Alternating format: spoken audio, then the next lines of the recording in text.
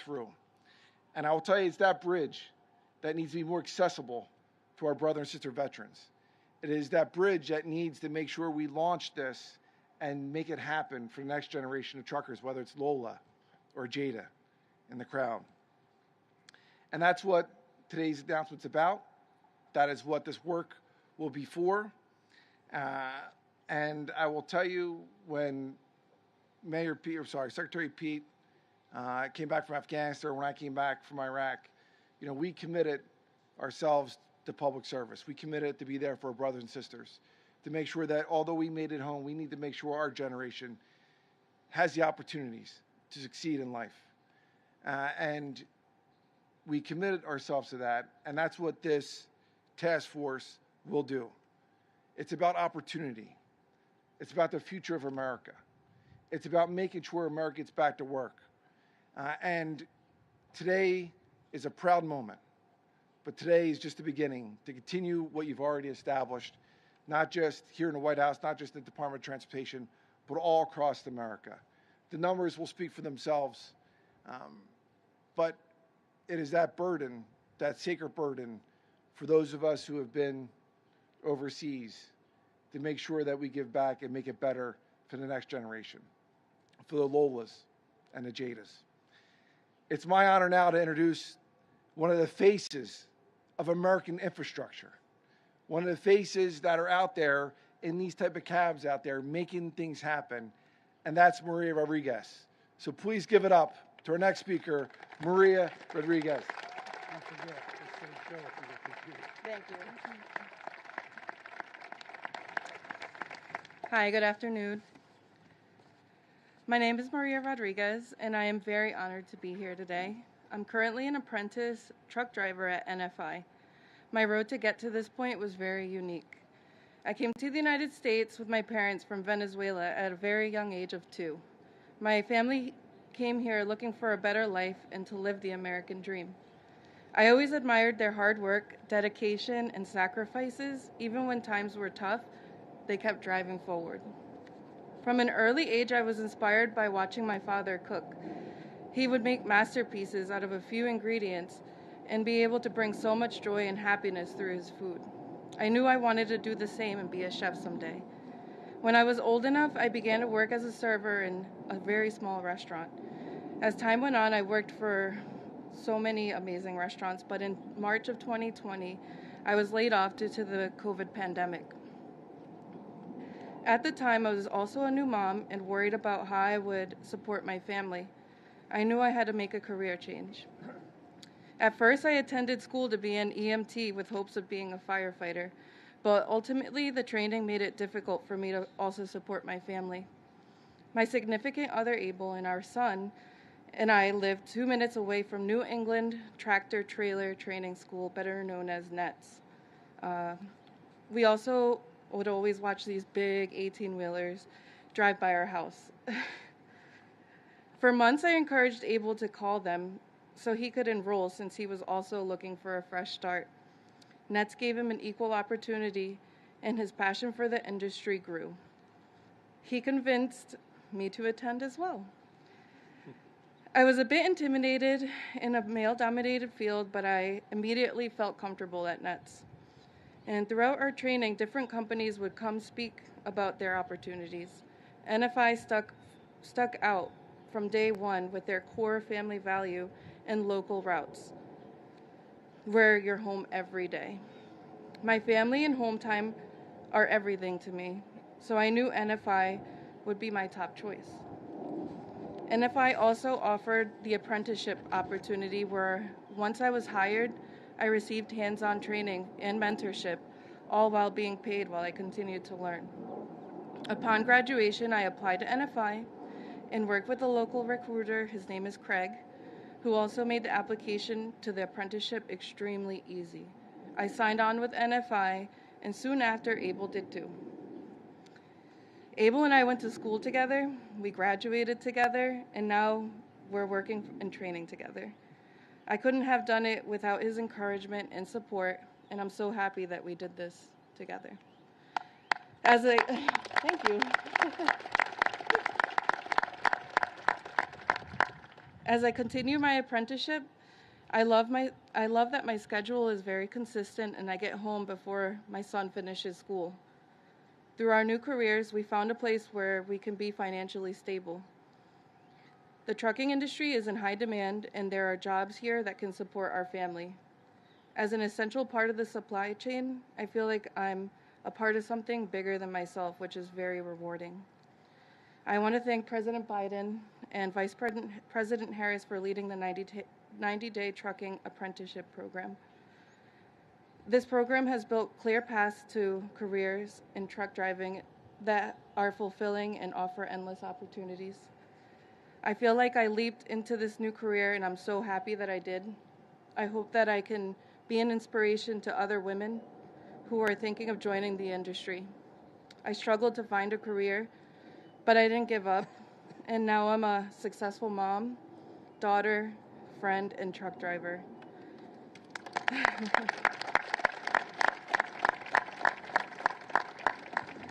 Now it is my great honor to introduce a president who has done more for truckers in 3 months than other presidents have in 4 years.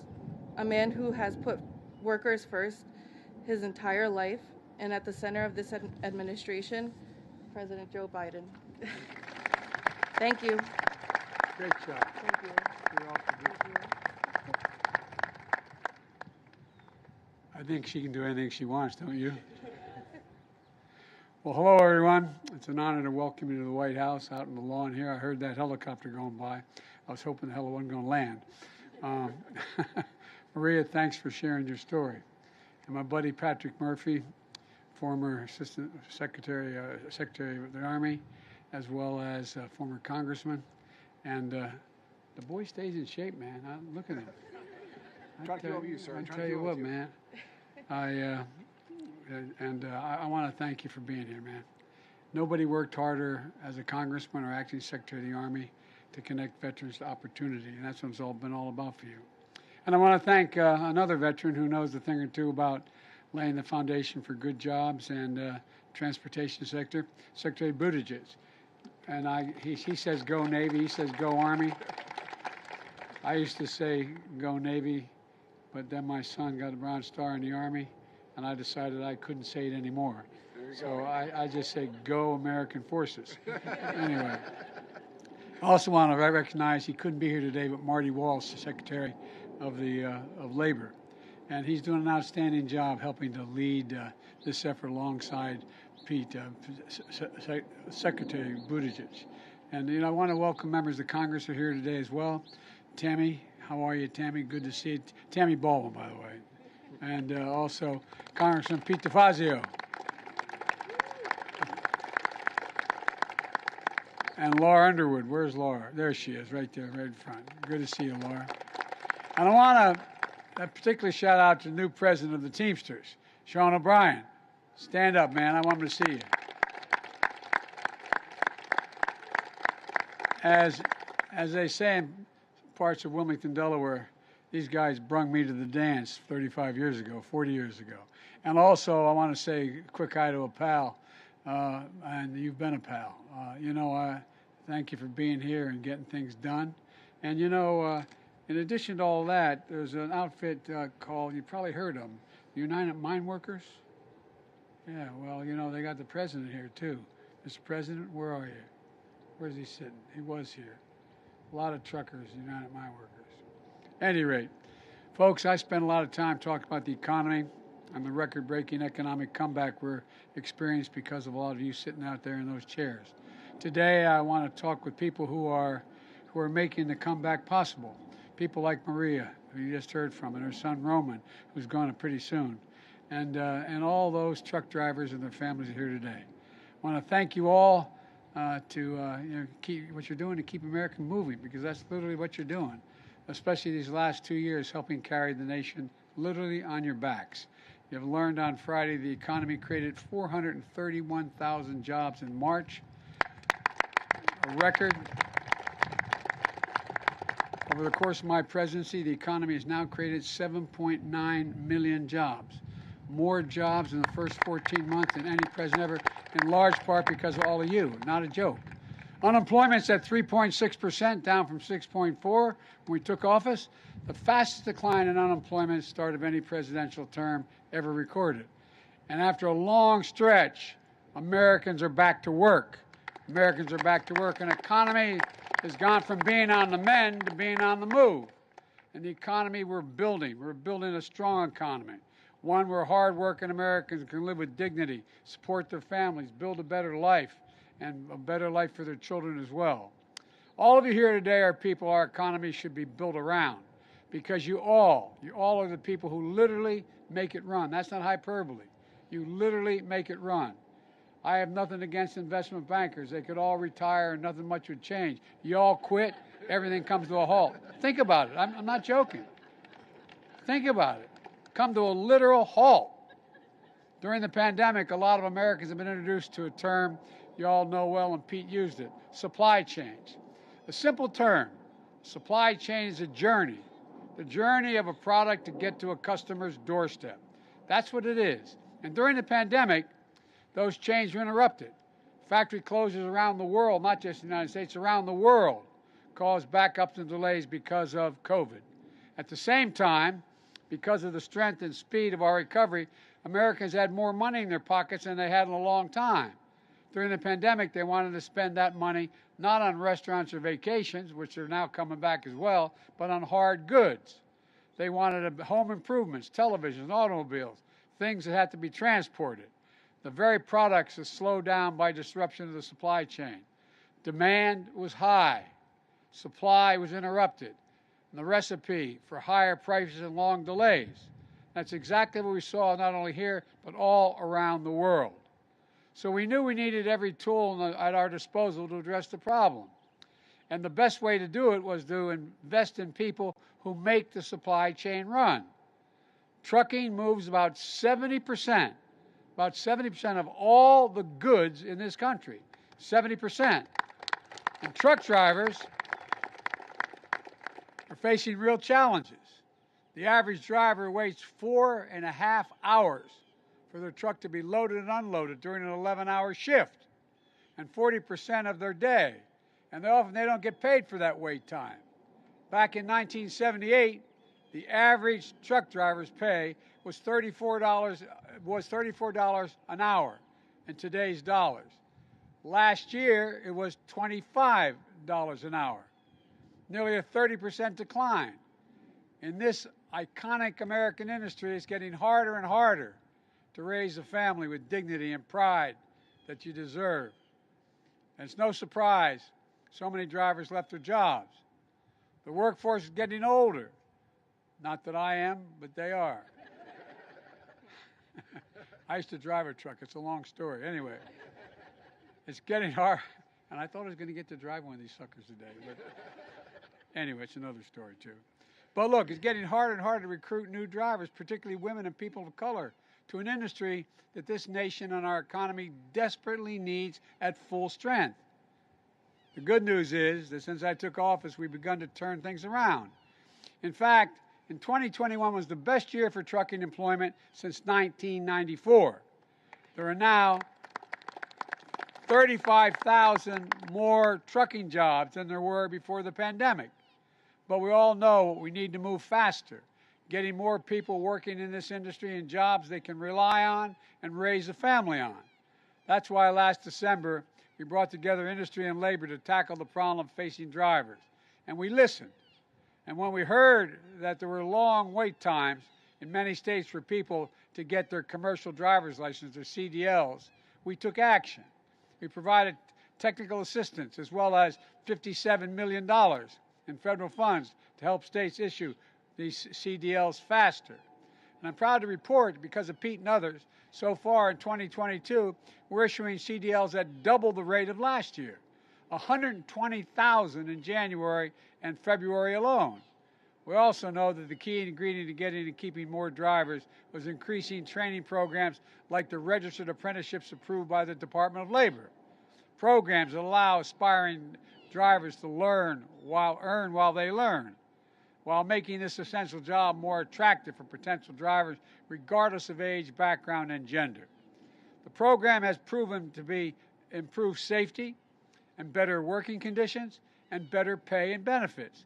Typically, it takes about 8 months to create a registered apprenticeship program. But because of Pete and others in the Department of Labor, we're able to cut the red tape, and now it takes as little as 2 days. As a result,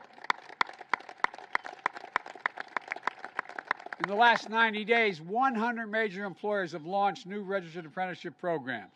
UPS, Domino's, Pepsi's, Albertsons, and more, along with the trade associations like the American Trucking Association, the National Minority Trucking Association, the Food Industry Association, and others.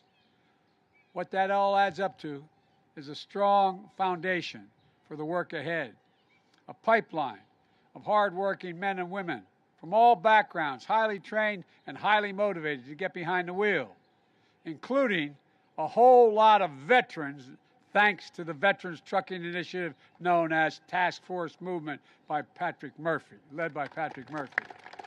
And by the way, I'd say parenthetically, if you can handle a tank, if you can handle an armored personnel carrier, you sure in hell can handle one of these suckers. And an awful lot of well-known people also. The idea, I remember, I'm going to digress for 1 second. I got a commercial license because my dad used to run an automobile agency.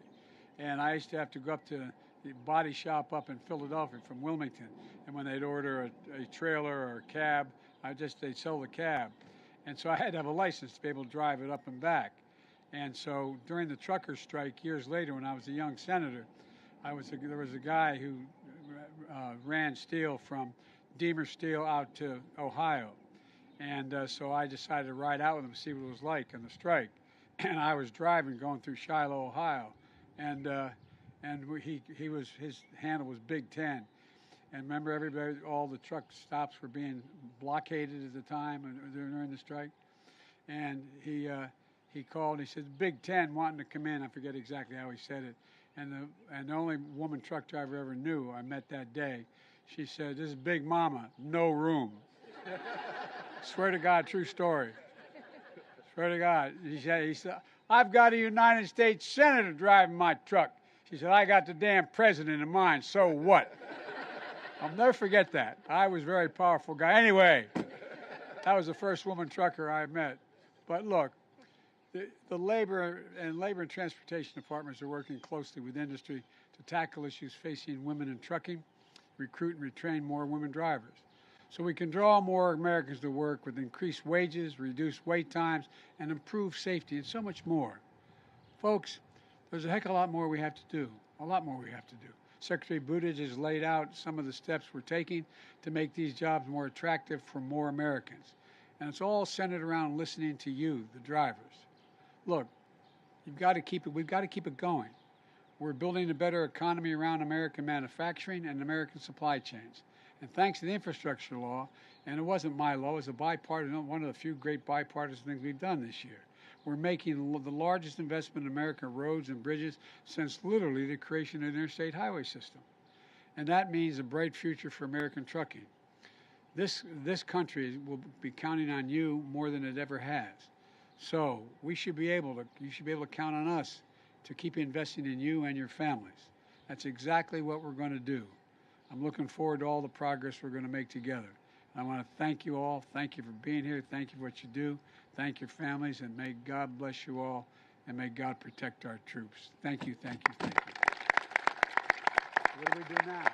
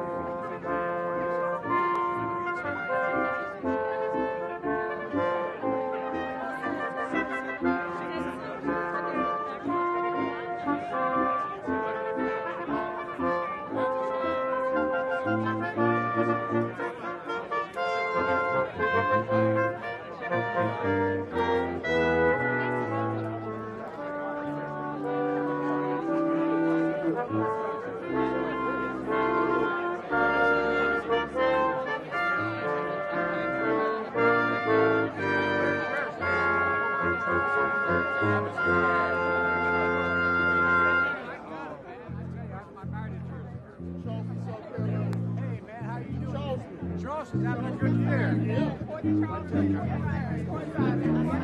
I was just for the woman submarine, Virginia class sub, USS Delaware. I tell you guys have been home here. And there was a guy named Solomon.